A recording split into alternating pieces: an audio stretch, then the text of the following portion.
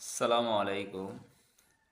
বর্তমানে আসলে আমরা যা দেখতেছি, প্রাইমারি শিক্ষক আসলে সোহবত এমন একটা জিনিস, ওনারা ছোট ছোট বাচ্চাদের সাথে থাকতে থাকতে এখন ঠিক এখন ঠিক বাচ্চারা যে এটা বুঝে কার্যক্রম করে, এর থেকেও মানে নিচু মাইন্ডের কার্যক্রমগুলো ওনারা করতেছে।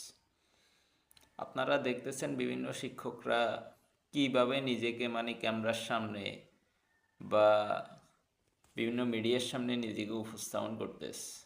ওনারা ইলিশ মাছের জন্য কান্নাকাটি করে বিভিন্নভাবে, কেউ মুরগির জন্য করতেছে, কেউ আরও অন্যান্য খাওয়া দাওয়ার জন্য করতেছে, কেউ বিবাহের জন্য করতেছে। আসলে শুনতে আসলে হাস্যকর লাগে। একটা পিচ্ছি বাচ্চাও যদি দেখে এদেরকে, মানে এদেরকে স্যার পড়ালেখা করতে আসলে তার ইচ্ছা হবে না।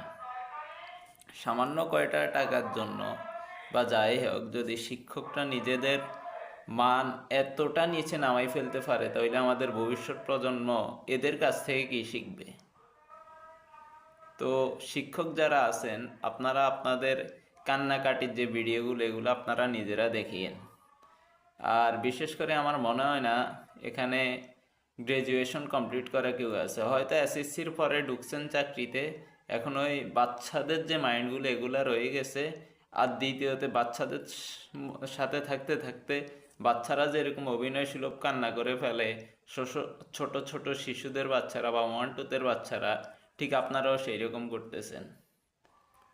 তো কী বলবো আর, আপনারা আপনারা সারা জীবন বই নিয়ে বিভিন্ন ট্রেনিং করানো হয় আপনাদেরকে, দাবি আপনারা চাইতে পারেন, ওইটা স্বাভাবিক।